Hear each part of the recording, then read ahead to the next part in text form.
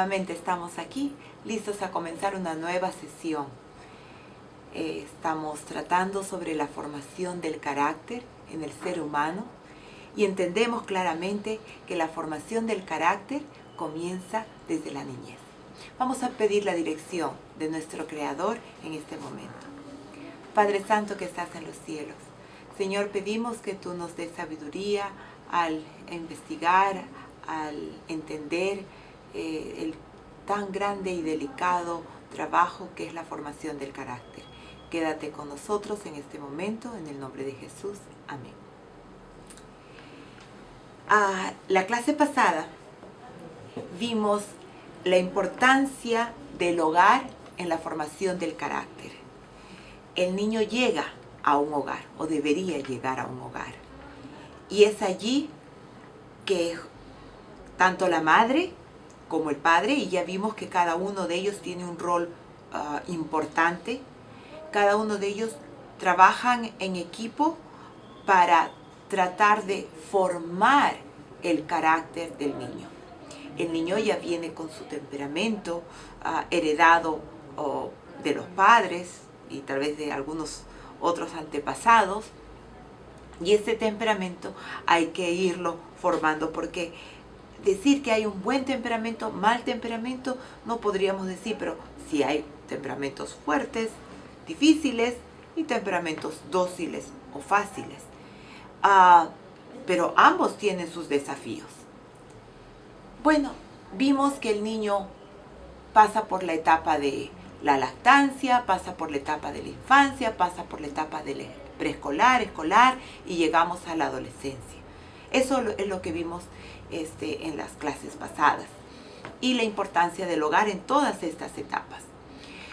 Pero cuando el niño está transcurriendo estas etapas, llega la etapa de la niñez intermedia, que mayormente se encuentra en los libros, o la niñez o la etapa escolar propiamente dicha.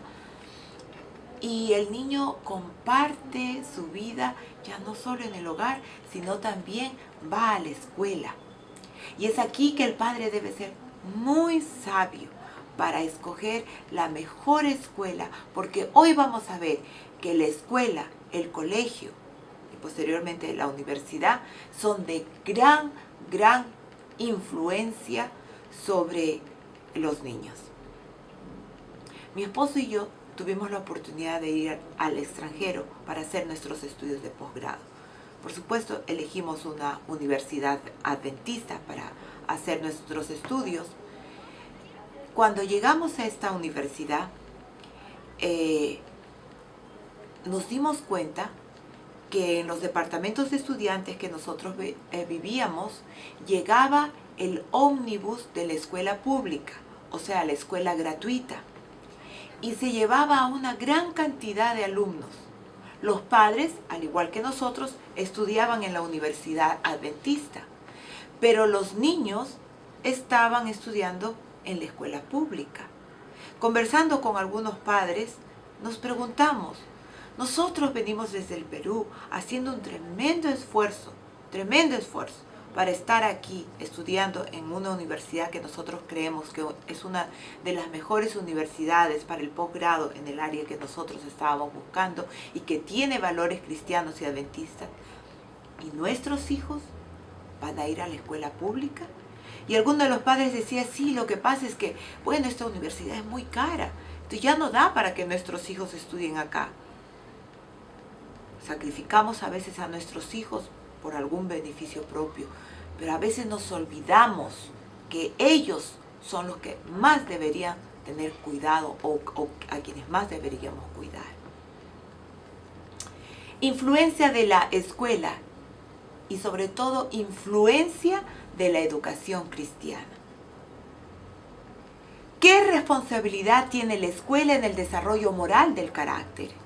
¿Qué factores en la escuela son los de mayor influencia en el desarrollo del carácter de los estudiantes? ¿Cuál es el papel de los maestros, el personal y los administradores? ¿Puede la escuela alterar el efecto de una educación deficiente del hogar? Son preguntas que nos hacemos cuando tenemos que tratar con el tema de la educación y la influencia de la formación en el carácter. Vamos a ver el primer punto en esta sesión, la escuela y el desarrollo del carácter. Aunque el desarrollo del carácter es una responsabilidad principal del hogar, y eso ya lo hemos visto en la sesión anterior, la escuela ha tenido tradicionalmente una parte definitivamente importante en esta área. Uno de los principales propósitos del establecimiento de las escuelas parroquiales o privadas fue la combinación en lo académico, moral y espiritual. Todos los valores concernientes al desarrollo del carácter y a la persuasión religiosa de la Iglesia patrocinadora pueden y deben ser enseñadas. Mientras que la escuela o las escuelas parroquiales enfatizaron siempre los valores y la moral, las escuelas públicas se alejaron de la enseñanza de valores durante las primeras décadas del siglo pasado, hasta casi expulsar los valores de su currículo y vocabulario durante las décadas recientes. Sin embargo, hoy día muchos educadores públicos están pidiendo el regreso de la enseñanza de valores. La juventud en todas partes está claramente en crisis moral y las escuelas necesitan dirección en este problema. Escuchamos con mucha frecuencia, sobre todo en países como Estados Unidos, que niños entran y disparan a sus compañeros, matándolos. La semana pasada hubo una matanza en una escuela pública de Nevada y una de las compañeritas decía, lo que pasa es que él era molestado con frecuencia y hasta que probablemente ya no soportó. Pero aún dentro de esa situación leímos o escuchamos la noticia de un maestro que no dudó de interponerse entre las balas que disparaba este niño y tratar de salvar a sus alumnos, y murió en ese intento. Qué triste, ¿verdad? Qué triste cómo está llegando la moral o la falta de la moral en las escuelas y cómo éstas están influenciando en la vida de estos niños. Estamos hablando de niños, no estamos hablando ya ni siquiera de adolescentes. Este niño tenía 12 años, era un pequeño todavía. Ellen White afirma que en la formación del carácter ninguna influencia cuenta tanto como la del hogar. La obra del maestro debería complementar la de los padres, pero no ocupar su lugar. En todo lo que se refiere al bienestar del niño, los padres y maestros deberían esforzarse por cooperar, por trabajar juntos. Aquí estamos entonces hablando de un trabajo en equipo, donde el hogar ocupa un primer puesto, pero inmediatamente ingresa a la escuela que está para apoyar y fortalecer lo aprendido en el hogar. Los padres cristianos deben comprender que su trabajo no cesa cuando su hijo ingresa en la escuela cristiana. Sin embargo, también como educadores somos conscientes que muchos hogares están descuidando su primordial deber y por lo tanto las escuelas no pueden ser indiferentes a un tiempo cuando nuestra sociedad está en profunda depresión moral. En lugar de esto, las escuelas deben hacer lo que puedan para construir el carácter de la juventud y la salud moral de la nación. En este sentido, las escuelas cristianas y adventistas se están convirtiendo en balsas salvadoras en una sociedad que se está corrompiendo en forma rampante y desenfrenada. Hogares rotos u hogares con padres solteros están aumentando a casi llegar a ser la norma. Es impresionante a lo que se exponen los niños antes de poder llegar a nuestras escuelas, donde el trabajo se hace más difícil si es que hay que revertir enseñanzas o comenzar a trabajar enseñando valores que ya deberían estar inculcados o instalados. Nosotros creemos que la educación es redentora y tenemos un lema que ha ido por el mundo: educar es redimir. Recordemos que en esta etapa de la niñez, un niño, siendo influenciado por los padres y los maestros, deben tener esa experiencia. Los maestros comienzan a tener un papel protagónico. Recordemos que hasta aquí los padres eran protagónicos. Entrada a la escuela, los padres no debemos retirarnos, pero sí tal vez dar un paso atrás porque entendemos que ahora el maestro se convierte en alguien principal y así debería ser. Deberían querer a sus maestros y los maestros también querer a los niños, a sus alumnos. Pero los padres siguen estando involucrados y deberían continuar involucrándose. El niño en crecimiento así lo entiende y lo acepta. Esto varía un poco cuando se entra en la adolescencia. En su búsqueda de identidad, muchas veces buscan modelos a seguir y en ocasiones pone a los padres en un lugar de espera, como quien evalúa si los padres están acordes con ellos y finalmente desean o no desean seguir su ejemplo. Padres de adolescentes, tengan paciencia, es solo un momento de espera, pero no queden atrás con sus enseñanzas, continúen trabajando por fe. Va a llegar un momento en que si es que se han separado un poco de ustedes, porque es parte del crecimiento, van a volver. De todas las áreas del ambiente social, la escuela es la más importante en la formación del carácter del adolescente. Aunque el personal y los maestros no hablen sobre la educación del carácter o la planeen explícitamente, casi cada decisión que toman tiene implicaciones con la formación del carácter. La escuela es potencialmente un excelente lugar para aprender la conducta moral, porque el niño pasa mucho tiempo y porque siente muy profundamente la desaprobación social de sus compañeros y maestros. Si un niño alcanza una buena relación con el ambiente social de la escuela, si tiene suficiente reconocimiento y no muchos castigos, es probable que vaya a adoptar las normas morales presentadas allí. Estos casos que escuchamos en los noticieros mayormente han sido de casos de niños que de alguna forma fueron descuidados en su hogar y lo peor, en la escuela. Segundo punto que veremos en esta sesión son las características de las escuelas que influyen sobre el desarrollo del carácter. ¿Cómo son estas escuelas? Vamos a ver algunos puntos que nos pueden ayudar a evaluar y analizar y tal vez que tengamos que hacer cambios en la escuela donde nosotros estamos trabajando. Yo sé que todos ustedes son maestros que están trabajando en diferentes niveles, así que veamos cuáles son las características y si nuestra escuela en la que estamos trabajando cumple estas características, porque esto está basado en estudios. Durante la última parte del siglo XIX y en las primeras décadas del siglo XX, muchos educadores escribieron acerca de las necesidades de las escuelas a fin de fortalecer la educación para el carácter. Sin embargo, siendo que Ellen White escribió extensamente sobre este tópico bajo inspiración, veamos desde el punto de vista religioso la influencia de la educación sobre la formación del carácter en los niños.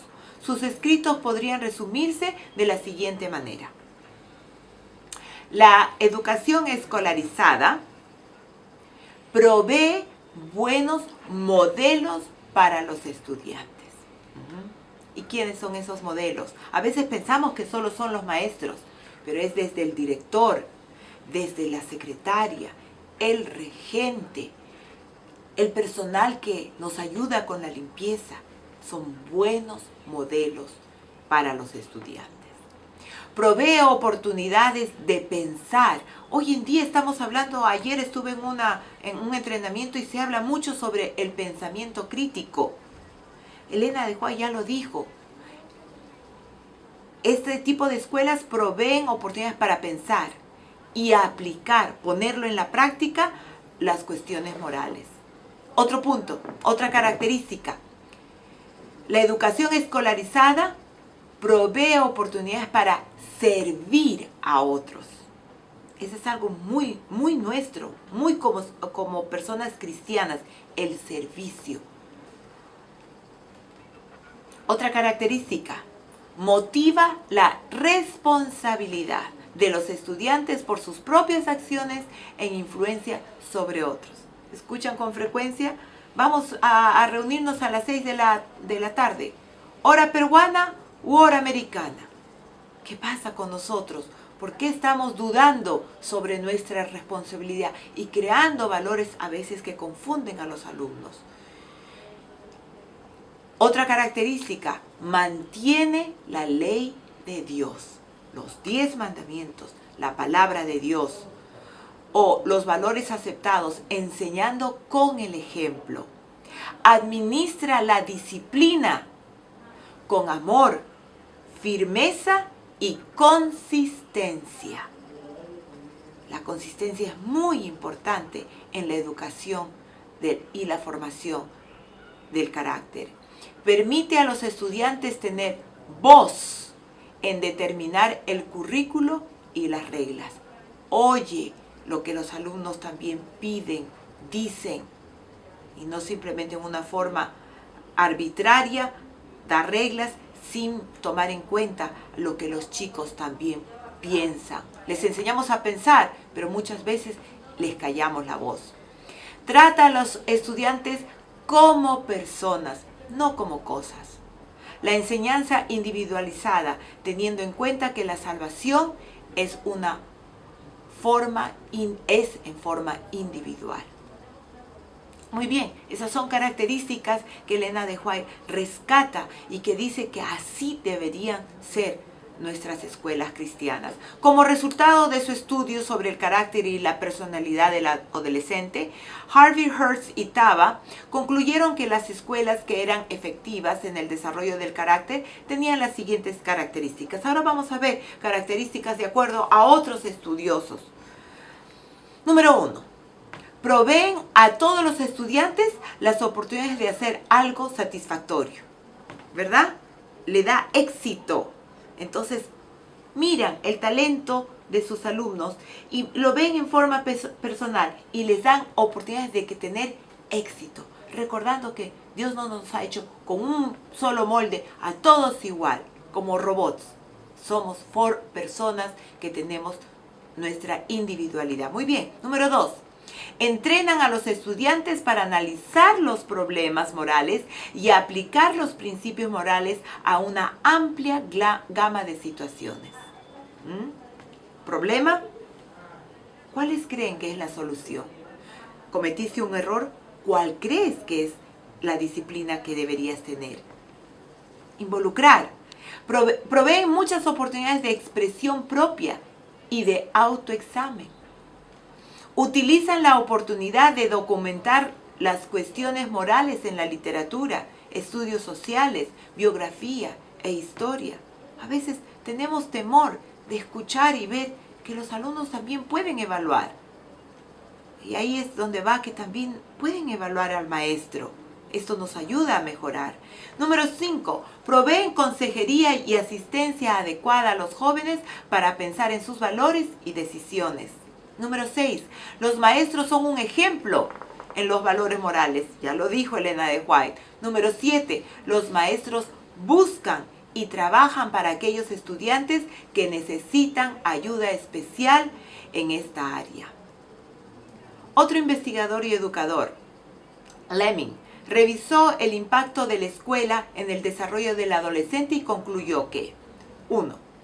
Los estudiantes deben participar activamente en el salón de clases y en la vida escolar.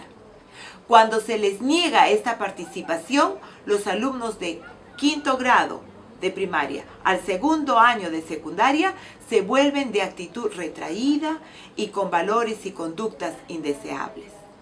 Organizaciones positivos.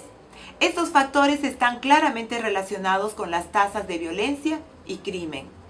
Número 3. Las clases democráticas tienen influencia positiva sobre las actitudes y el razonamiento moral de los estudiantes.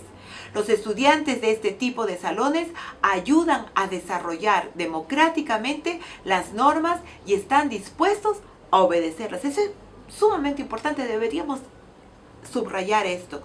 Cuando viene el maestro y él dicta las normas, o viene el director y dicta las normas, sin importar cuál es la opinión o cómo está esto ingresando en la mente de los alumnos, pueden formar personas rígidas.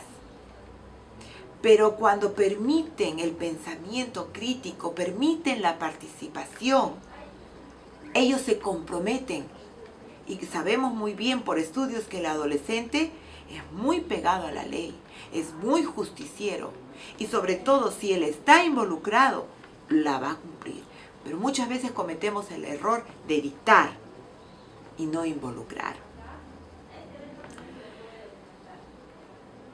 Otro punto, los estudiantes necesitan discutir regularmente los dilemas morales a fin de facilitar el desarrollo del razonamiento moral. Los estudiantes necesitan participar en actividades de aprendizaje cooperativas. Estas experiencias fomentan comportamientos y actitudes sociales deseables. La cooperación, trabajar en equipo, maestro con alumnos, los tal vez más populares con los menos populares, etc. Número 3. Las escuelas deben proveer buenos modelos para los estudiantes. Vamos a ver este punto. ¿De qué se trata? Los administradores de las escuelas deberían escoger maestros según la madurez de su personalidad y su carácter.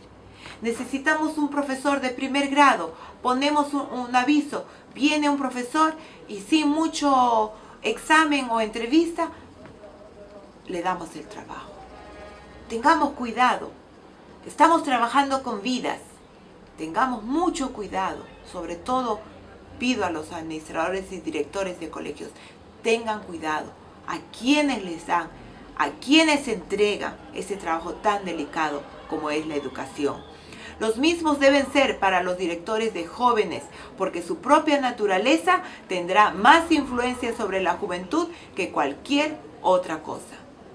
No hay para el maestro otro modo de conquistar el respeto de sus alumnos que el revelar su propio carácter, en su propio carácter, los principios que trata de enseñarles.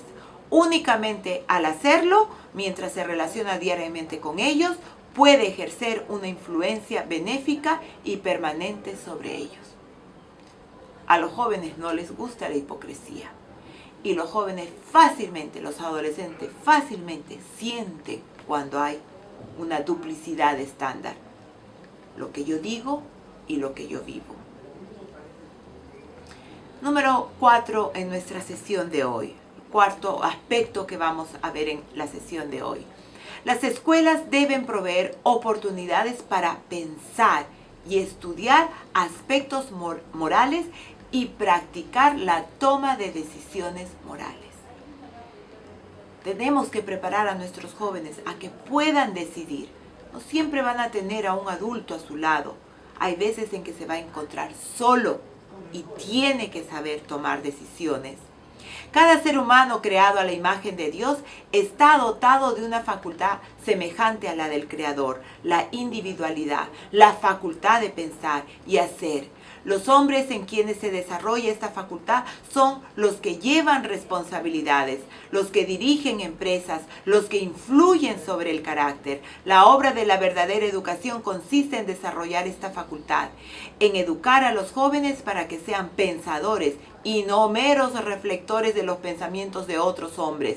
En vez de restringir su estudio a lo que los hombres han dicho o escrito, los estudiantes deben ser dirigidos a las fuentes de la verdad, a los vastos campos abiertos, a la investigación en la naturaleza y en la revelación.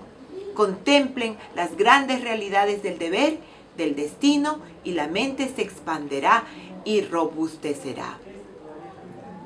El único método que trabaja a favor de un carácter maduro es primero dar a la persona, al niño o adulto, una razón para sentir un incentivo para conducirse en forma ética y guiarlos con inteligencia, paciencia y con libertad para hacer y probar sus propias decisiones.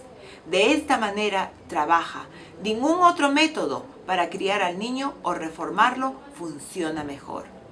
A veces tenemos temor de que se equivoque, pero en esa equivocación No debemos alejarnos mucho, así como esos pájaros que empiezan a enseñar a volar a sus pichones y los dejan que vaya cayendo, cayendo, y cuando ya está por golpear o ven un peligro, vienen y con su ala le dan una levantada, pero no lo agarran, le dan una levantada y otra vez toma el vuelo. Mi madre, quien se dedicó a la educación tanto en el hogar como fuera de él, nos decía a mis hermanos y a mí: todo lo que hagan, háganlo por amor a Jesús. Cuando tengan una disyuntiva y no sepan qué hacer, pregúntense: ¿qué haría Jesús en mi lugar? Y sigan su ejemplo. Nos dio un norte a seguir. No solo nos enseñó lecciones éticas de un buen comportamiento, quizá enseñado por Carreño, sino que nos señaló la verdadera luz, Jesús. Y por esto, públicamente, le agradezco. Punto número 5. Las escuelas deben proveer oportunidades para servir a otros. La educación no termina en el aula, debe salir del aula.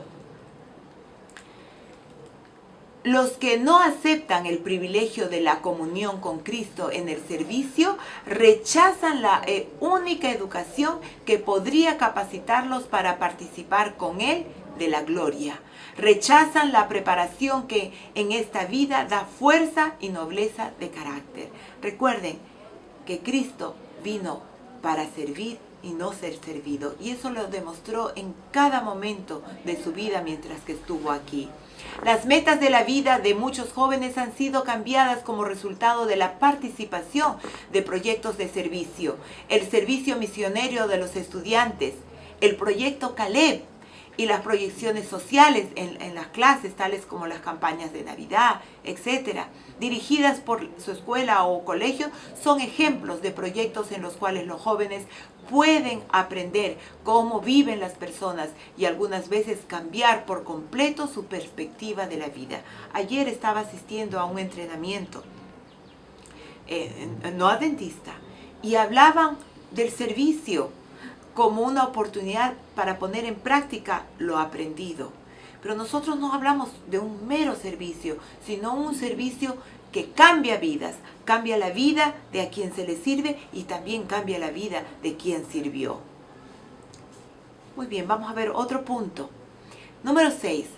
Las escuelas deben motivar a los estudiantes a ser responsables de sus propios actos y de su influencia a los demás. La excelencia del carácter que posees debe ser resultado de tu propio esfuerzo. Los amigos pueden motivarte, pero no pueden hacer el trabajo por ti. Esperando, viendo, soñando, nunca llegarás a ser grande o bueno, dice Elena de White. Hay una relación fuerte entre la aceptación de la responsabilidad por nuestras propias acciones y cómo tratamos a los demás. Si somos dueños y responsables de nuestras acciones, entenderemos que así como nosotros tenemos deberes y derechos, los que nos rodean también las tienen. El mundo sería menos egoísta si estuviésemos conscientes de esta manera de pensar que lleva a la acción. Los alumnos mayores de nuestras escuelas deben recordar que está en su poder amoldar los hábitos y prácticas de los estudiantes menores y deben procurar sacar el mejor partido de toda oportunidad. Resuelvan no entregar por su influencia a sus compañeros en manos del enemigo. Los alumnos mayores influyen sobre los menores, como lo que sucede en el hogar.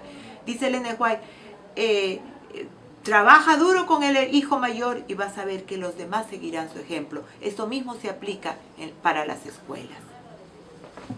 Punto número 7. Las escuelas deben mantener la ley de Dios o los valores aceptados en la comunidad por enseñanza y modelo.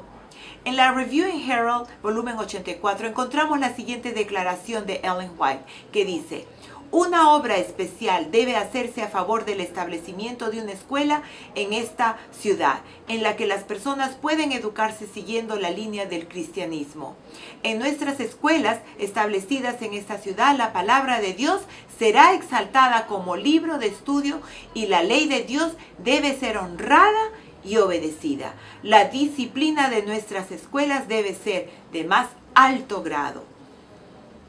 Deje a los estudiantes de nuestras escuelas estudiar la Biblia, que ha sido descuidada universalmente. Permítales leer con oración y creciente interés. Que ellos lean de la misma palabra de Dios, ya sea en sus iPads, en sus computadoras, pero que lean la palabra de Dios. No solo que la escuchen, sino que también la puedan leer y respetar y amar. Número 8. Las escuelas deben administrar disciplina con amor, firmeza y consistencia. Los maestros han de ligar a los alumnos a su corazón por las cuerdas del amor, la bondad y la estricta disciplina. De nada valen el amor y la bondad si no van unidos a la disciplina que Dios ha dicho debe mantenerse, y viceversa. En toda circunstancia, la reprensión debe ser hecha en amor. Entonces nuestras palabras reformarán sin exasperar. Los adultos frecuentemente dicen al niño lo que es malo y lo que no debiera ser, en vez de decirle lo que es bueno y lo que sí debiera ser. Se pone demasiado énfasis sobre el aspecto negativo de los códigos morales y muy poco sobre lo positivo, y así el camino hacia la bondad no es definido. Este fue un trabajo iniciado por el mismo enemigo de Dios en el jardín del Edén, cuando le recordó o preguntó a Eva sobre si no debía comer del árbol del bien y del mal. Muchas veces, como maestros, nos prestamos para continuar con este trabajo iniciado desde el principio del mal. Pauta número 9. Las escuelas deben permitir a los alumnos tener opinión en la determinación del currículo y de las reglas. En todo lo posible, las reglas que rigen en el aula deberían representar la voz de la escuela. Se debería presentar de tal modo al alumno todo principio implícito en ellas, que se convenza de su justicia. De ese modo se sentirá responsable de que se obedezcan las leyes que él mismo ayudó a formular.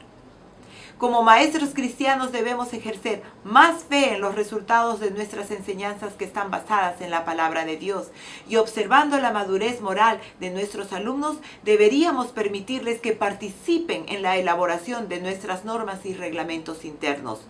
Los comprometemos a un fiel cumplimiento y les damos una responsabilidad que ayudará a afinar su carácter. Esto hablamos en una de las sesiones. ¿Recuerdan que dijimos que si nosotros hacemos juntamente con ellos, escribimos en un papelote o en alguna cosa visible las reglas, pero donde ellos se involucren, vamos a darnos cuenta que ellos van a tener más iniciativas para cumplirlas?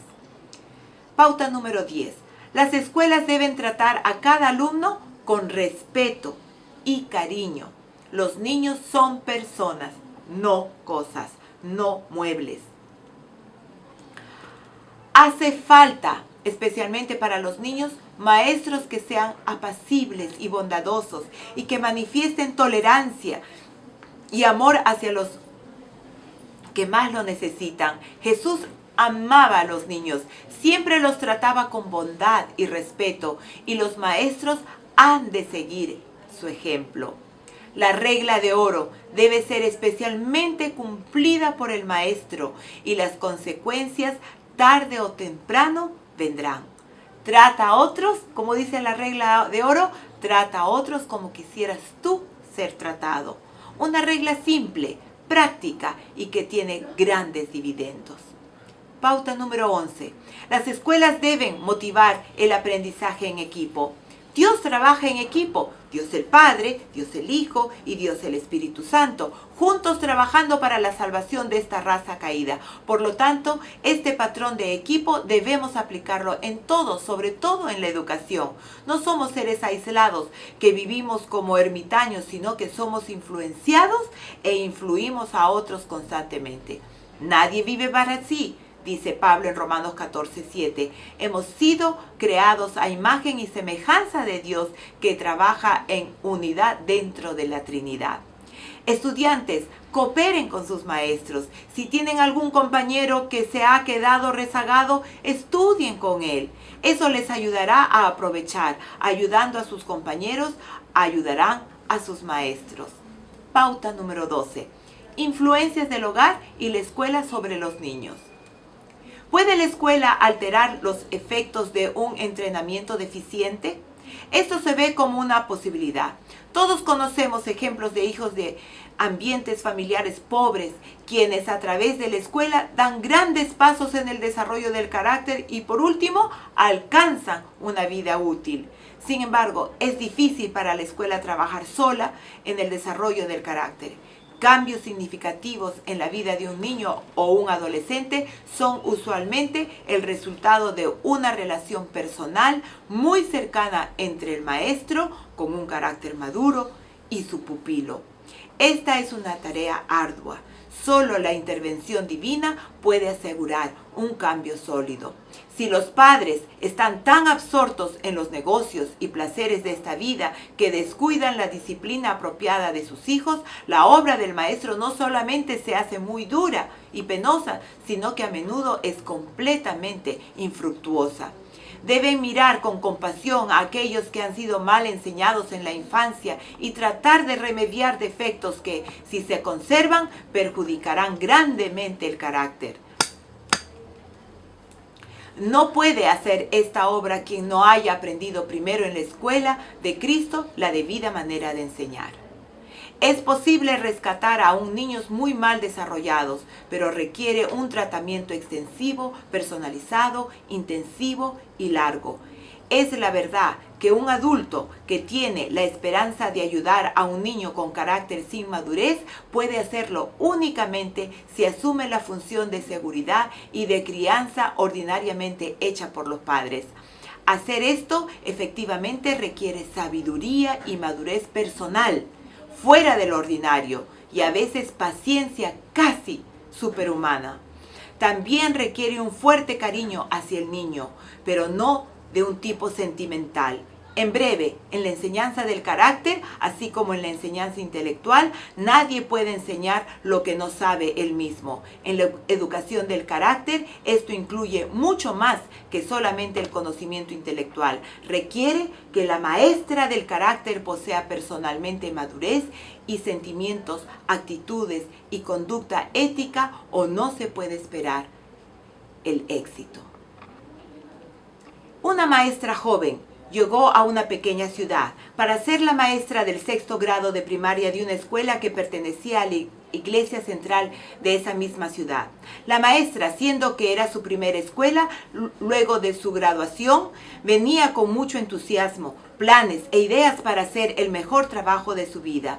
Desde el primer día amó genuinamente a cada uno de sus alumnitos. Pero José, ¿cómo podía amar a José si parecía que lo habían colocado en su aula solo para hacerle la vida imposible? Pegaba a los niños, jalaba el cabello de las niñas, le rompía los cuadernos a quienes podía, se perdían lápices, borradores, colores, etcétera, para luego ser encontrados en la mochila de José.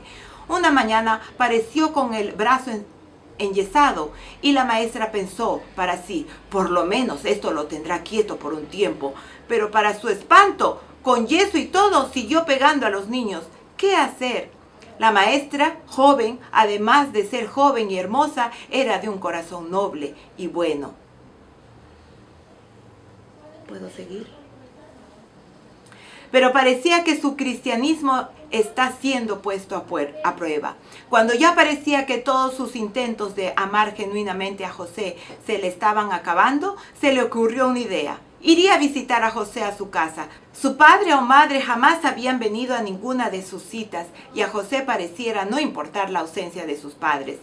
Una tarde tomó el transporte público que le llevaría a la casa de José. El bus comenzó su recorrido y pronto se encontraba a las afueras de la ciudad en un barrio que no garantizaba seguridad. Un poco temerosa, se bajó del ómnibus y preguntó por la dirección que tenía apuntado en su cuaderno.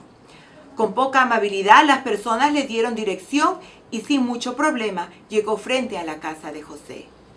Lo que vio a continuación llenó sus ojos de lágrimas. La casa de José no podía ser llamada casa. No tenía un jardín de entrada, no había un perrito que anuncie su llegada. La puerta de fierro no tenía un timbre, pero sí había un tremendo candado que estaba cerrado por fuera. La joven maestra, tratando de guardar su compostura, hizo una oración muy rápida y con firmeza tocó la puerta. Su llamada no se hizo esperar. Unos instantes después, por una pequeña ventana cerca a la puerta de fierro, apareció el rostro de José. Este se iluminó al ver a su maestra. Ella se enterneció ante tal reacción. «José, hola, he venido a visitarte. ¿Me dejas pasar y llamas a tus padres?», dijo la maestra, tratando de evitar cualquier emoción que pudiese entorpecer ese momento. «Estoy solo. Mi papá llega muy de noche». «Mi mamá murió», contestó José. «Entonces, ¿puedo pasar para que conversemos un poco? Me gustaría ver tus cuadernos». En realidad, la maestra, desconcertada por la información que José acababa de proveer, la sacó de su guión previamente preparado. José no podía abrir la puerta, pues su padre echaba candado por afuera. Por la pequeña ventana observó que José vivía en un cuarto muy oscuro y que este cuarto servía para sala, cocina, dormitorio y lugar de juegos para José. Charlaron por unos minutos, quizá casi una hora. Tocando con ternura la cabeza de José a través de la ventana, la maestra se despidió de él. En camino de regreso a su casa, pensaba qué podría hacer para ayudar a José y sobre todo darle amor. Al día siguiente tenía su plan hecho. Pidió que José fuese a la dirección a traerle materiales para el aula. Estaba en complicidad con la directora. Mientras José se ausentó de la clase, la maestra contó brevemente a sus alumnos la realidad de José y pidió si es que habría voluntarios para ayudar a José a ponerse al día en sus cuadernos, que hasta aquí estaban vacíos. Los niños entusiasmados con el proyecto se involucraron. Todos querían participar. Como resultado de esta iniciativa de la maestra y este acto de amor de los alumnos, José empezó a cambiar poco a poco. Maestros, vayamos más allá de la superficie. Involucrémonos. No tengamos temor de reflejar a Jesús y alcanzar a los indeseados, los leprosos. Conversar con los destacados y contestar sus perplejidades, Nicodemo. Encarar al pecado, Zaqueo. Verán que su vida será para siempre diferente, porque cuando tratamos de ser verdaderos maestros, los mayores beneficiados seremos nosotros. Que Dios los bendiga. Nos vemos en la siguiente sesión.